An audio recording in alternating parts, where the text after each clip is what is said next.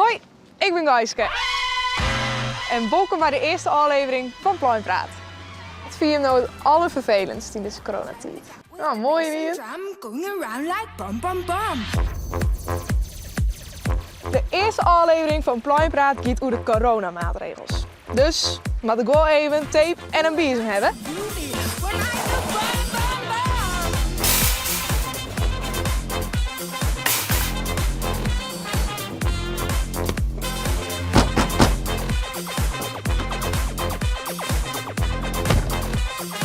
Oh nee, ik heb hier iets. Jan, hoe sta jij hier? Mooi.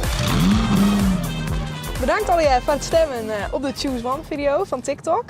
En wij zijn nu onderwijs naar de baas van Friesland als het gaat om de coronamaatregels. Spannend. Klaar!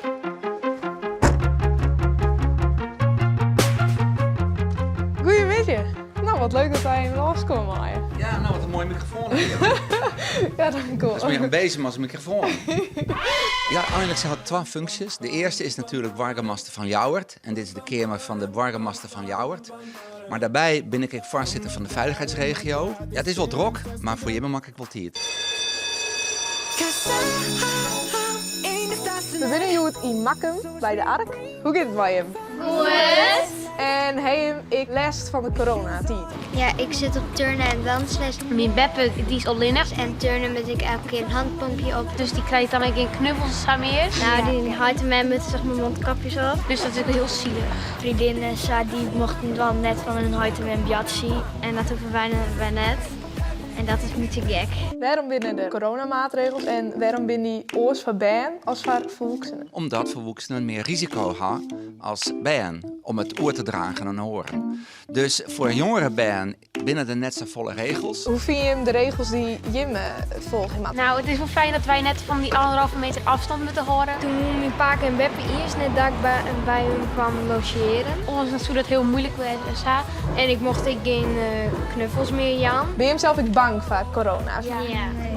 Ik ben er net bang voor. Ik ben heel voorzichtig ermee. Ik zit op voetbal. Mijn trainer die is interessant, maar die houdt er net echt heel veel rekening mee. We krijgen net handgel of zoiets. Hij heeft zelf ook een moelkap. Ik heb er altijd een bij me.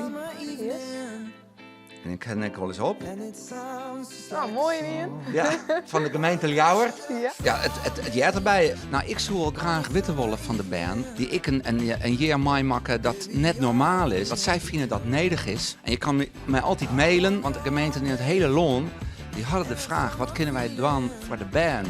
Denk je, als het staat terug in, dat je hem dan ik moelkapjes opmatten bijvoorbeeld? Ja, denk ik wel. Ik dacht van, nou ben ik soms ik wel heel snel besmettelijk worden, maar net zo snel als oudere mensen. En dan denk ik dat jongeren ben, nou ik moet een kapje opzetten. Maar stel ik wel eens een moelkapje op? Laat het weten in de comments. We gaan nou een speeltje dan. Moelkapje op, moelkapje aan. Oké, de eerste stelling is, corona is een bacterie. Iedereen zei nee. En dat klopt. De volgende stelling is, Jimme matte in de bus ek een moelkapje op. Ah, dit is een instinker. Want Jim hoeft dat net. Het is alleen nog voor ouderen en voor bijen boppen de tredje hier. De volgende vraag is, in de voetbalstadions mag geen publiek meer komen, alleen nog maar bij de amateurclubs. Nee, dat is net weer. Er mag bij geen enkele club meer publiek komen. Corona is een stad in Amerika, maar 124.000 inwoners. Weer of net weer? Net weer.